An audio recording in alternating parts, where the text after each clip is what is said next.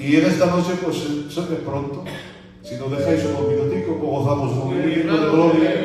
Manolo, lo ves bien. Venga, te quedas así sentado, así reposadico con agüita. ¿Tienes agua fresca y todo? Vale. Pues vamos a hacer alguna preguntita. Es un hermano que da alegría escucharle, en responder en cosas. Voy a empezar yo. Bueno, en este tema de los judaizantes, bueno, no sé si entrar en este tema, pero se está dando mucho, Manolo, el que coloquemos en las iglesias ciertos símbolos judíos, pues que están como muy de moda. No sé si se han fijado ustedes en los púlpitos de ahora que están haciendo, estos como de plástico, que no sé la palabra cómo se dice. ¿Cómo es? Pues eso es lo que ha dicho José. Es que igual digo una palabrota y no quiero las palabrotas. Ponen como el símbolo de la estrella de David, ponen como el candelabro de los 7 brazos, ponen unos pañitos que colocan como palabras hebreas, el tarí, y ciertas cositas que es simbología judía.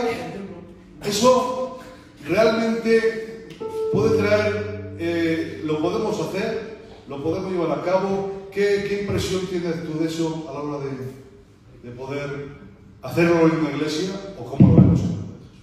Bueno, vamos a ver.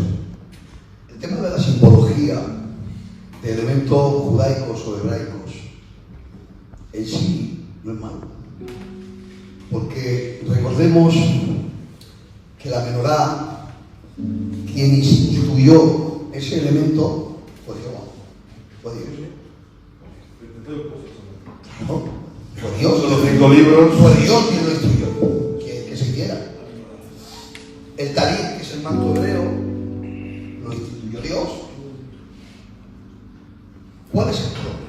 El problema es que todo el Antiguo Testamento, ya van 2, que lo he dicho, es una sombra y es una profecía de algo que tendría que venir después.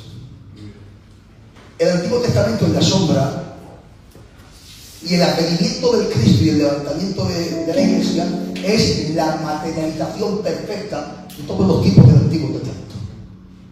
¿Vale? Entonces, venido el Cristo y levantada la Iglesia, no quiere decir que la ley haya pasado en sí, porque la propia palabra dice que ni una tilde ni una jota pasará. Lo que sí ha quedado abolido ha sido la ley ritual. Muy bien.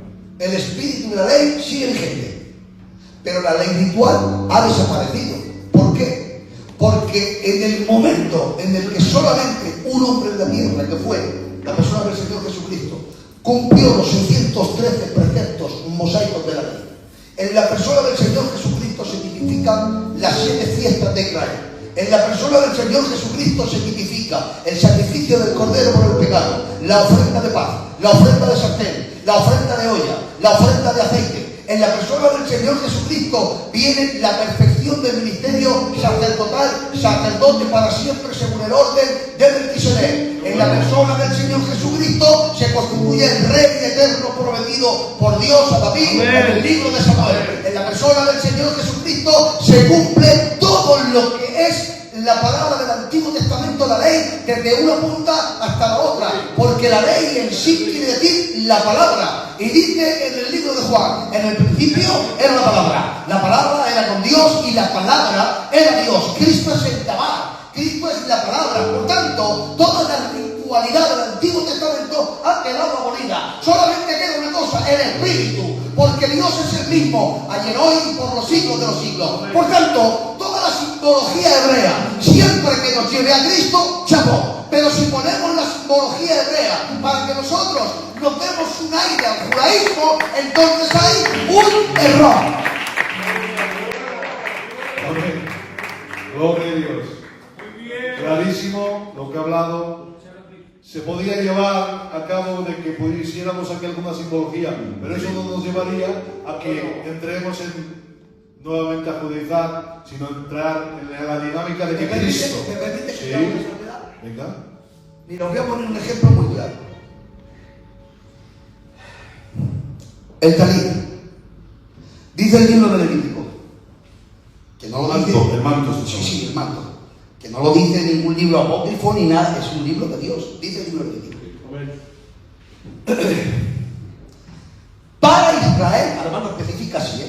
Para Israel que se hagan mantos de 4 puntas. En esas 4 puntas que hagan franjas según sus generaciones y le pongan lo que en hebreo se llama los tzitzit. Esos son unos hilos que se colgaban en las 4 puntas del manto para que se lo pusieran en la cabeza. ¿Por qué ese manto y cuál es la simbología? La palabra que denomina ese elemento que se llama el tzitzit se escribe T-Z-I-C y después otra vez T-Z-I-C. En el idioma original hebreo los números tienen gematría, o sea, los números significan, las letras significan números. Si sumamos todas las letras que componen el nombre del manto, que es T-Z-I-C por 2, te da un número completo, si hacemos la suma, de 613, igual que todos los mandamientos de la ley. Por tanto, cuando un judío se ponía encima el manto del talit, se estaba cubriendo con la ley de Moisés. Precioso. Pero es que resulta que la ley de Moisés ellos se lo ponían como un recordatorio, pero tú y yo no tenemos que ponernos un manto por un motivo, porque hubo alguien que cumplió los 613 mandamientos y clavando el acta de los decretos que nos era contraria, que era la ley, lo clavó en la cruz. Y ahora nosotros no nos ponemos un talit, sino que nos revestimos con el manto del Espíritu Santo, el cual llevamos en nuestro corazón, y no necesitamos el rito del manto, necesitamos el Espíritu que cubra al cristiano. Entonces el manto no es malo, el manto es malo según cómo se use. Ese pequeño. Fenomenal. Una explicación clara y maravillosa. Perdonadme si me excedo un poquito de este tema y luego entréis vosotros en lo que luego me levantéis la mano en las preguntas. ¿Se puede entender la cultura judía para un judío sin perderla? ¿Cómo, perdón? ¿Puede ser un judío en cultura? En cultura sí. En cultura. En cultura sí. Manifestando que Cristo... Es que hay que hacer una diferencia entre cultura y religión. Estamos hablando de que ahora un judío tiene que dejar de ser judío para ser cristiano. No, pero sí tiene que dejar de judaizar y seguir la religión judía. ¿Por qué digo esto? Porque a veces se confunden los términos con el gitano, que tiene que dejar de ser gitano para ser cristiano. Y entramos en esta cultura, de que se interponen las culturas como que fueran contrarias a Dios. Pero yo te pregunto, ¿se puede ser judío y ser cristiano? Sí. Adelante, explícalo. Vamos a ver. Ser judío simplemente quiere decir que es descendiente de Israel. Israel como nación tiene una cultura. Te voy a poner un ejemplo. Los judíos tienen una cultura de que saben muy bien ganar dinero. El negocio de los diamantes del mundo está en las manos de los judíos. Todas las grandes empresas que están en Hollywood y levantaron el cine, la Metro Goldwyn Mayer, la Fox, la 20th Century Fox, fueron fundadas por judíos. Steven Spielberg es judío. Los mayores actores estadounidenses son judíos. Ralph Lauren, por si no lo sabéis, el del caballito, ese señor es judío. Calvin Klein, ese señor es judío. Las mayores fortunas del mundo son judías. La banca la inventaron los judíos. La familia Rothschild, que es la familia de banqueros más importante del mundo, es judía. Por tanto, en su cultura, desde que nacen, les aprenden a ganar dinero. Entonces, ganar dinero de una forma ingeniosa forma parte de la cultura judía. Claro que puedes ser judío y ganar muchos billetes, Dios te bendiga. También dentro de la cultura judía hay un respeto máximo a los ancianos. Precioso, chapó. Dentro de la religión judía hay un respeto máximo a las mujeres, Dios los bendiga. Ahora, una cosa es que tengas cultura judía y otra cosa es que sigan los rudimentos de la ley. Si además de tener una cultura judía siguen los rudimentos de la ley que Cristo ha abolido, entonces ya no se puede. Correcto. Apártase de esto. Se refiere a eso. De que igual en nuestra cultura hay ciertas maneras de vivir que no son contrarias a las cosas de Dios y esas pueden ser de alguna manera añadidas a lo que de Dios viene.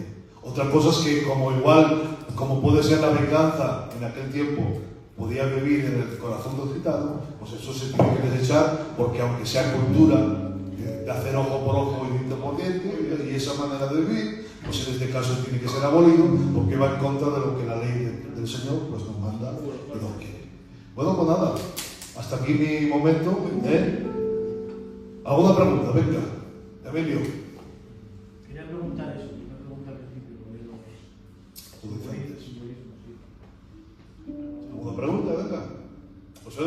conmigo, chacho. ¿Qué pasa? Venga, David. Israel. Hazme la primero. Israel. ¿Vas a pasar así? Señor moderador. Dígame usted. Israel rechazó la primera venida de Jesús, ¿no?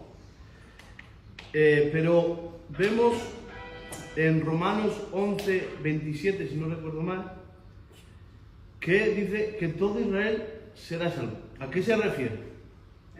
Bueno, se la pasamos muy bien. Se la pasamos muy bien. De acuerdo. Gracias. Tenemos que entender, esta es mi opinión, mi humilde opinión, ¿vale? Tenemos que entender que la Iglesia e Israel no es lo mismo. Somos injertados en el buen olivo, pero no somos el buen olivo. Diga. Israel es la nación de Dios nacida de la carne. La Iglesia es el pueblo de Dios nacido del Espíritu. ¿Correcto? Sí. Por tanto, Israel tiene promesas terrenales y la Iglesia tiene promesas espirituales. ¿Cuáles son las promesas de Israel? Los 4 grandes pactos. Dios hizo 4 grandes pactos. Pacto abrahámico. Dios le dijo a Abraham que tendría una descendencia para siempre. Y eso es terrenal. ¿Correcto? Pacto palestino. Dios le dijo a Israel que le daría una tierra para siempre. Y pacto davídico. Dios le dijo a Israel que le daría un rey para siempre, un rey terrenal. Y luego hay un cuarto pacto que es en ese cuarto pacto es el cumplimiento de todos los pactos anteriores. ¿Correcto? Por tanto, todos los pactos y todas las promesas de Dios para Israel son en la tierra. Mientras que la Iglesia es otra historia. Porque el pacto de Dios con la Iglesia, en esta noche, el Señor nos ha dado información de cuáles son las condiciones. Que no es en la tierra, es arriba. ¿Vale? Por tanto, como son 2 pueblos con promesas distintas, hay 2 formas distintas en cuanto al elemento de salvación, en cuanto al elemento de restauración. La Iglesia, dice la Biblia, que es un misterio escondido. En todo el Antiguo Testamento no aparece por ningún lugar.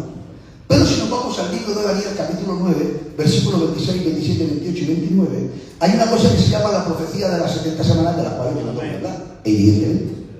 Pero si lees todo, hay un paréntesis entre la semana 69 y la semana 70, ¿vale? Luego si queréis lo buscáis en internet, porque esto es verdad. Y en ese paréntesis, Dios escondió algo, que es la Iglesia. ¿Por qué? Porque en ese periodo de tiempo que Dios ha establecido para cumplir los grandes pactos de Dios con Israel, Dios se ha reservado una semana en la cual será, dice la Biblia, el tiempo de la angustia de Jacob. La gran tribulación es para probar a los moradores de la tierra y también es la semana 70 que está enfocada a Israel. Pero cuando termine esa semana 70 que está enfocada a Israel, entonces dice la Biblia, Mateo 24 no es el rapto, Mateo 24 no es el rapto, Mateo 24 es la segunda venida, porque en la primera venida dice la Biblia que Jesús viene en las nubes y la Iglesia viene de la tierra hacia el cielo. Pero en la segunda venida Jesús viene desde el cielo hacia la tierra. ¿Y dónde pone el pie Jesús cuando viene en la segunda venida? En la tierra, concretamente en el Monte de los Olivos, donde dice la Biblia que se abrirá un gran valle y Jesucristo entrará por una puerta de las que tiene Jerusalén, que hoy está cerrada. Y cuando Jesucristo entre, abrirá un periodo que se le llama el tiempo del milenio. ¿Qué es el tiempo del milenio? El cumplimiento de todos los pactos de Dios con Israel. Pacto abrahámico, les devolverá la tierra. Restaurará a toda la nación de Israel. Pacto palestino, les devolverá la tierra. Pacto davídico, se proclamará rey de la tierra. Y durante 1000 años Dios restaurará a todo el Israel que viva en aquel tiempo y a todo el Israel que en aquel tiempo lo reciba como Señor y Salvador. Pero tú y yo ya no estamos en el periodo en el cual vamos a estar en la tierra. En ese tiempo nosotros regresaremos con Cristo, pero como ha sido después de la boda, porque es en la segunda venida, tú y yo venimos como esposa para gobernar y para reinar. Esa es la diferencia que hay. Muy bien. Budista respuesta. A ver, más preguntas, venga. Levanten la mano. A ver, Oli. Una pregunta, hermano. Dígame, digo. Muy propio vestido, es propio vestido. Que he oído alguna vez que dicen que si los gitanos somos descendientes del pueblo de Israel. El pueblo de Israel. ¿Es posible? Vamos a ver. Mire, Bueno, hay dos versiones. Dicen unos que sí, otros dicen que no. A ver, déjame que te voy a dar, Juanjo, déjame que te voy a dar un pequeño inciso. Mire, tío, yo ese tema hace muchísimos años que lo estuve estudiando, ¿vale? De hecho, Padre Jesús, yo hice un documental hace, ¿cuántos años hace? Una carrera, muchísimos. Yo hice un documental de eso, ¿vale? Yo hice un documental acerca de eso, lo hice yo, ¿eh? Y el Jesús lo puso en la dirección y se paseó por toda la región de Murcia. Yo me hice eco de una teoría, hay varias, que el gitano puede venir de Israel. ¿Puede venir de Israel? Es posible. Y yo no lo niego. De hecho, cuando yo hice aquel documental, yo me puse en contacto con un rabino de Israel por medio de correo electrónico. Un rabino ortodoxo, ¿vale? Yo le hice una exposición de la teoría y él me contestó. ¿Sabe usted lo que me dijo el vecino? Me dijo, mira, por todo lo que me dices, ¿es posible que el gitano pueda provenir de Israel? Es posible. ¿Podemos considerarlo parte del pueblo de Israel? No. ¿Por qué? Porque hace muchos años perdieron la señal del pacto. Porque hace muchos años perdieron la práctica de la ley y porque se paganizaron. Y hoy los gitanos de judíos no tienen absolutamente nada. Por tanto, si alguna vez lo fueron, hoy no lo son. Y si se quieren restaurar a Israel, no serían como pueblo, serían como prosélitos, como adoptando la religión. Pero, estos pseudo-judaizantes que por pantalones, quieren seducir a los gitanos para que practiquen el judaísmo, le lanzan la palabra, es que venimos del pueblo de Israel y tú lo que quieres es la llamada y tal. Nada. Yo soy gitano. Y yo creo en el Señor Jesucristo. Y yo creo que Jesús es Dios. Y yo creo que se levantó de los muertos. Y yo soy cristiano. Y yo no soy judío. Pero que Dios bendiga a Israel. Que Dios bendiga a Israel. Que Dios bendiga a esa nación. Pero yo no soy judío. Ni quiero serlo. Yo quiero seguir siendo gitano hasta que me muera. Y cuando me vaya al tercer cielo quiero ser hijo de Dios. Muy bien. Es un poco lo que utilizan. Sí. Es el arma que utilizan los judaizantes para agarrar. Hay muchos gitanicos que se están yendo a eso. Gitanicos y de todo. Que el Señor les dé luz. Y pues el Señor Que el les dé Señor luz. les dé luz. Y hoy en este día pues se aclaran y se dicen todas estas cosas que son importantes. ¿Alguna pregunta más, Beca? Y sí, Jesús. Pues ya que seguimos con el tema de los judíos, pues en Mateo 19-27, cuando Jesús dice que es imposible que un hijo entre al reino de los cielos, porque todo lo que es imposible para el hombre es posible para Dios. No dice que es imposible. Pero es posible para Dios, ¿no? No dice que es imposible. Dice que es más difícil, pero no es posible. Bueno, sí, claro, sí. Dice, entonces Pedro le dijo, he aquí nosotros lo hemos dejado todo y te hemos seguido, pues que tendremos. Jesús les dijo, de cierto os digo que la regeneración, cuando el Hijo del Hombre se sienta en el trono de su gloria, vosotros que lo habéis seguido a mí, os sentaréis sobre 12 tronos para juzgar a las 12 tribus de Israel. Esto cuando va a pasar, que van a juzgar. Vale. Todo eso pertenece a un tema profético y de tiempos finales, ¿vale? Eso no es en el tiempo nuestro. Eso no es el tiempo ni de la gran tribulación. Ahora, ¿cuándo será ese momento? Hay diferentes posturas teológicas. Unos dicen que será en el milenio, ¿vale? Donde se juntará a Israel, ¿vale? Para entrar al milenio. Otros dicen que no es en el milenio, que es en la eternidad. Otros hablan que es cuando descienda la nueva Jerusalén, donde habrán 12 tronos, donde hay 12 cimientos, etc. Hay muchas posturas acerca de esto, hermano. Pero esto no tiene nada que ver con el judaísmo. ¿vale? Eso no tiene nada que ver con el judaísmo. Son profecías que el Señor Jesucristo les aportó directamente a los apóstoles para un tiempo futuro, pero no tiene nada que ver, en mi humilde opinión, con el tema del judaísmo. Eso que me estás contestando. Por lo menos es lo que yo pienso, ¿vale? Que hay otras posturas, sí las hay, ¿vale? Pero yo no voy a entrar, porque no me gusta entrar en discusión con estos temas. Yo te doy, en este caso, una opinión, y ahora te digo, es una opinión personal, pero no es fehaciente. Igual que hay otras cosas que sí te las voy a asegurar, esto no te lo puedo asegurar al 100%, porque quiero ser honesto. Lo que no sé con seguridad, te lo digo. Muy bien, claro. Muy bien. Y es importante. En la representación de los 24 ancianos, Claro. ahí lleva, y son los redimidos. Sí, hay muchos puntos ahí. Hay muchas cositas allí que tienen que ver, yo creo, más con la iglesia, Sí. más que con el pueblo de Pero es Israel. un debate profundo, ¿vale? Pero es un debate que no es fácil. Y De una manera más sencilla, la pregunta que quería hacer yo es tocante al tema que has compartido Sí. acerca del Tribunal de Cristo Sí. y los galardones. Sí. Hemos quedado entendidos todos Sí. que cuando nosotros lleguemos al Tribunal de Cristo, ese Tribunal de Cristo o galardones es para todos los que ya hemos sido salvos. De eso no hay duda, ¿no? Pero la Biblia dice en el verso que han leído, dice, para que de ellos reciban, ¿cómo dice lo que hemos leído? De lo que hayan hecho en la tierra, más o menos. Conforme a lo que hayan hecho. Sí, pero dice, pero sea bueno Sí. o sea malo. Ese sea malo he querido entender yo siempre Sí, sí. como que hay galardones por las obras que tú mismo has nombrado y las cosas, esas que se refieren a malas, son pérdida de galardón, 100%. cosas que puntúan y Claro. cosas que restan. Claro. aprobadas, también dice, ¿no? Dice que serán probadas. Yo lo entiendo así, ¿vale? Yo personalmente lo entiendo así, ¿vale? Ejemplo, aquel que se le dieron aquellos talentos y no lo dio, por lo que tenía, se lo quitó. Ya está. Es fácil. Recibirán, sea bueno, Claro, sea malo. ¿Qué es malo? Pérdida de galardón. Si aspiras a tener galardones por no gestionar en tu vida cristiana, pero como todos hay algunos, ¿vale? Pero eso no quiere decir que sea un tema de condenación. De condenación, No, no. nada. Es un tema que además por ahí, por esos textos habla de los niños en Cristo. Sí. Habla de la iglesia de Corintios. Claro. Habla de la... Carnales, O sea, no gente natural. Niños en Cristo, carnales, pero hablamos de cristianos. Eso es importante.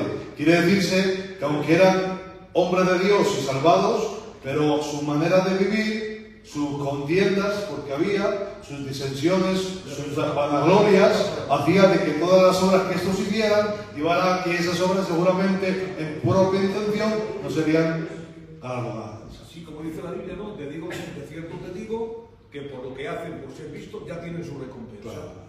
Tienen recompensa aquí, Para mí es pero una no pérdida. arriba. Para mí es una pérdida de galardón. Pérdida, ¿entendido? Eso es lo malo. Claro que es malo, que no es bueno. Claro. Si yo pierdo galardón. Con eso no perdemos la salvación, pero perdemos la bendición de ser galardonados cuando hacemos las cosas de alguna manera buscando simplemente el aplauso de la gente o ser vistos por nuestro pueblo. Salvo que alguien me demuestre lo contrario, esa es mi opinión. Tu humilde opinión. Mi humilde opinión. Su opinión. ¿Hay alguna pregunta más? Adelante, José. Alguna hermana que quiera, tiene libertad para preguntar, aunque os parezca que la pregunta sea sencillita. ¿Existen las pastoras? No, venga. Si alguna hermana tiene alguna pregunta, Después vamos con las hermanas y alguna preguntita. José, adelante. Durante el tiempo del milenio, Satanás será soltado cuando termine, Al final. al final. Quiero saber si los que tenemos el cuerpo glorificado en la tierra con el Señor, tenemos la posibilidad de caer y cuánto tiempo va a durar que esté aquí Satanás soltado en la tierra. No, hombre, no va a tocar, no. No lo especifica el tiempo, dice será soltado por un poco de tiempo. Pero lo que va a hacer Satanás en ese tiempo es provocar una rebelión con los seres humanos que estén en la gran tribulación, que no son, que están flotando. En el milenio. En el milenio, los hombres que pasen no es que sean como ángeles o Son fantasmas hombres. o que estén flotando, son seres humanos normales y corrientes. Pero la iglesia no es un ser humano normal y corriente, La iglesia somos seres redimidos por el Cordero y glorificados con un cuerpo de gloria. Somos la esposa del Cordero y aquí estamos reinando. Entonces la rebelión que Él va a levantar será con los hombres de la tierra en contra de Dios, y entonces es cuando aparece lo que la Biblia le llama Gog y Magog. Nosotros no. Cuerpo glorificado se pega. A ver las hermanas. Espera, vamos a dejar con las. A ver, hasta ahora, adelante. ¿No? Aleluya. ¿Tenéis alguna pregunta, hermanas? Vamos. Adelante. Con libertad, hija, que no pasa nada. Seri. Venga. Me mata la A ser la ser. ¿Por qué no se puede? Cuando vayamos al juicio de los galardones, Sí. ¿cómo va a ser eso? Aleluya. Explícalo un poco mejor. Es que lo estamos haciendo. Y no sabemos cómo preguntar en el rapto si va a haber un tiempo o va a ser directamente, igual que estamos ya en el cielo, por así decir, si ya sea el juicio directamente o habrá un tiempo o... Yo entiendo, por los textos bíblicos, que el proceso es el siguiente: el rapto. Los muertos en Cristo resucitan. La iglesia es raptada. Y dice la Biblia que recibimos al Señor en el aire, en las nubes de esta tierra. Y de ahí sufriremos lo que se llama una translación. ¿A dónde? Al cielo, obviamente dicho. Y cuando lleguemos al cielo, ahí es cuando yo entiendo que comienza el juicio. Ese juicio no será instantáneo, lleva un proceso. Y después de ese juicio que lleva un proceso, viene la boda del Cordero. Y todo se encierra en un número que es la perfección. Porque igual que el 7, que es la perfección, simboliza la perfección porque en 7 días se hizo el mundo, porque así lo dijo Dios. De la misma manera, el juicio sobre los seres de la tierra va a durar 7 años. Y en esos 7 años es la perfección del juicio de Dios con la tierra, y esos mismos 7 años es el periodo de perfección del juicio de galardones y la boda del Cordero, que requieren de esos 7 años. ¿Te has contestado? Sí. Vale. Diego. Poli, adelante, hermano. ¿Te voy a preguntar? ¿Qué quería preguntar? A ver, en el cielo de cuándo va a estar la iglesia del Señor, que somos los que seremos arrebatados. ¿Sí? Y luego estará el pueblo de Israel. Hemos dicho que el pueblo de Israel tiene promesas terrenales. En el cielo estarán de Israel los que se hayan convertido en cristianos. Que pertenece a ¿Cómo la quiere iglesia. decir que el pueblo de salvos? ¿Cómo, perdón, tío? Los judíos. Sí. Serán salvos. El apóstol Pablo era judío. El apóstol Pedro era judío. La iglesia primitiva eran judíos. Judíos cristianos. Pero también serán arrebatados con nosotros. Claro. Los en Cristo. ¿No? Todos los que son Lo que parte de la iglesia. sea parte de la iglesia judía también irá. Lo que dice el hermano seguramente serán los que vienen, son antes. Los santos del Antiguo Testamento, esos quedan un poco relegados a que sean resucitados o quedarán apartados para cuando sean nuevos. Eso es un tema muy bonito. Claro, pero Podría responderlo, ¿vale? Pero es un tema muy bonito, es un poquito profundo. Eso tiene que ver con un tema que son las 7 fiestas de Israel y el cumplimiento perfecto en la persona del Señor Jesús. Qué bonito. Una de esas 7 fiestas es la fiesta de las primicias. Sí, señor. En la fiesta de las primicias era la cosecha de los primeros frutos de la tierra. Coge el micro, Manolo. Mi tío escuchando. La fiesta de las primicias es la fiesta de los primeros frutos de la tierra, ¿vale? Es que no quiero entrar ahí porque es un poquito... Vamos a ver. Vamos a ver. Dios le dice a Josué, antes de entrar a la conquista, dice, cuando entres a la tierra que Jehová Dios te da, Muy bien. tienes que coger la corbilla y una vez que conquistes una tierra, coges la corbilla y siegas el grano del fruto que había en esa tierra que pertenecía a los moradores de esa tierra. Coges el grano, te vas en aquel tiempo al tabernáculo, Muy bien. haces una gavilla y la presentas como ofrenda quemada delante de Jehová como primicia de los primeros frutos de la tierra. Una vez que hagas eso, entonces ahora que has conquistado la tierra y has quitado el grano que antes había, coges la semilla que trae Israel y la siembras. Pero ahora esa siembra es de la semilla que trae Israel, no de los frutos que había. Y una vez que siembres la semilla de Israel, te esperas 50 días. Y cuando pasen 50 días, vuelves a coger la cornilla y pasas la cornilla y recoges el fruto, pero ya ese fruto no es del grano que había, sino que ese es el fruto del grano que Israel ha sembrado. ¿Correcto? Sí, bien. Cuando la persona del Señor Jesucristo vino a la tierra, en esta tierra había la siembra de un grano. La siembra de ese grano era la ley. Y la siembra de ese grano tenía un fruto que estaba en el seno de Abraham, que son los santos del Antiguo Testamento. Qué bonito. Y dice la palabra del Señor que Jesucristo, después de morir, al tercer día, conquistó una tierra que nunca había conquistado, nunca, nadie, jamás, que fue la tierra de los muertos. Y una vez que conquistó la tierra de los muertos, cogió el fruto de los santos del Antiguo Testamento como una gavilla para subir al Padre y presentarlo como una ofrenda de madre. Qué bonito. Esperad que no termina. Después de esto, dice la Biblia que coge a los apóstoles y les da el nuevo grano y les dice: id por todas las naciones de la tierra y sembrar el nuevo grano. ¿Cuál es el nuevo grano? Bautizar en el nombre del Padre, del Hijo y del Espíritu Santo. Ahora los apóstoles siembran el nuevo grano y conforme al tipo de la fiesta de los 50 días, Israel se espera 50 días. Y 50 días después de la resurrección del Señor Jesucristo, se cumple una fiesta que se llama Pentecostés, en la cual viene de nuevo la cornilla y se recogen los primeros frutos del nuevo grano. ¿Cuáles son los frutos del nuevo grano? Los 120 que estaban en el aposento alto, que son el fruto de la iglesia, que fueron quemados por el fuego del Espíritu Santo y son la ofrenda de nuevo fruto en el nombre del Señor. Amén. Muy bien.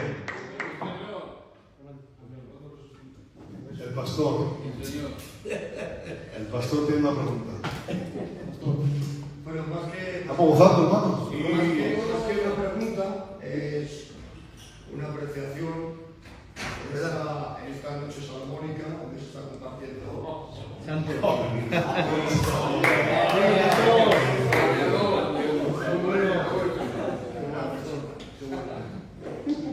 Agradecer a nuestro hermano Manolo el bien que nos está aportando, que está siendo muy usado por Dios, estamos disfrutando y de verdad que no sé lo que te ha costado venir, el esfuerzo, pero te decimos un poco que gracias Sí, señor. por estar con nosotros. Y ya como que no quieres la cosa, una pregunta. Muy bien. ¿Dónde se celebra la boda del Cordero?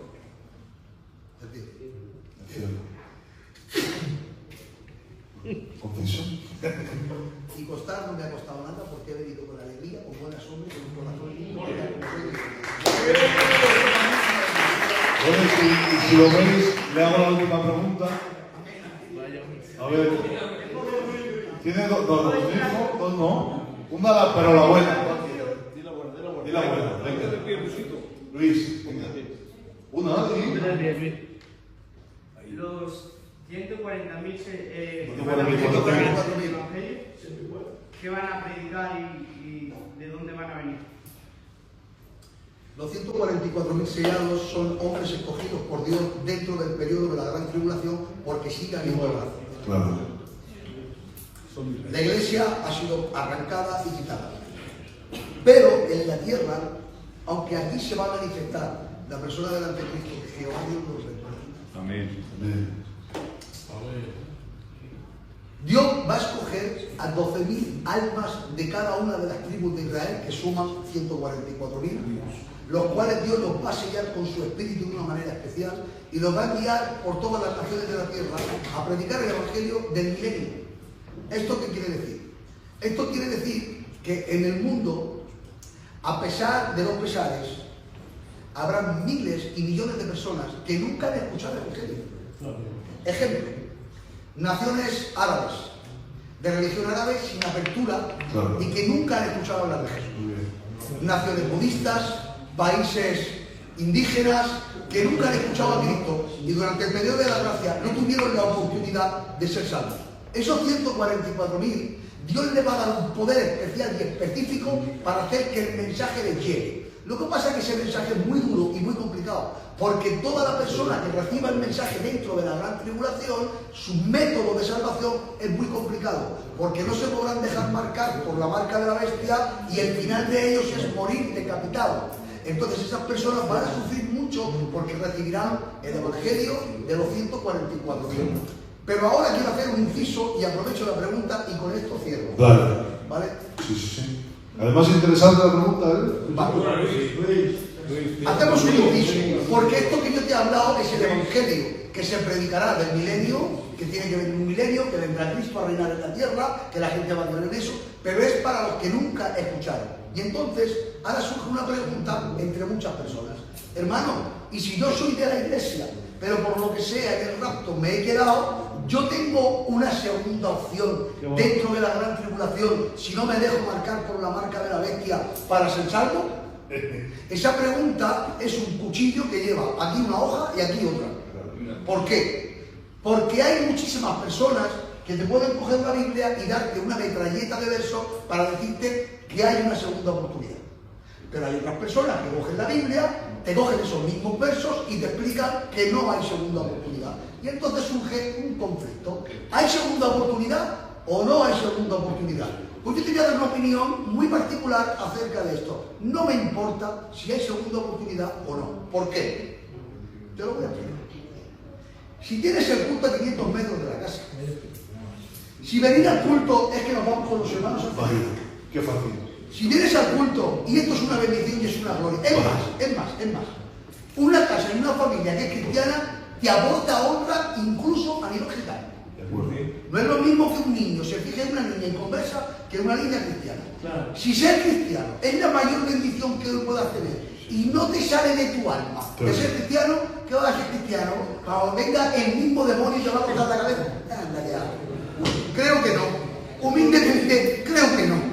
No hay que pensar si hay segunda oportunidad, porque me llama la atención que los que preguntan esto no entienden de teología, no entienden de Biblia, pero que bien se saben todos estos textos. Los chicos no te aprendan tanto los textos, conviértete ya a este cristiano y así ya no tienes duda. Claro. Claro.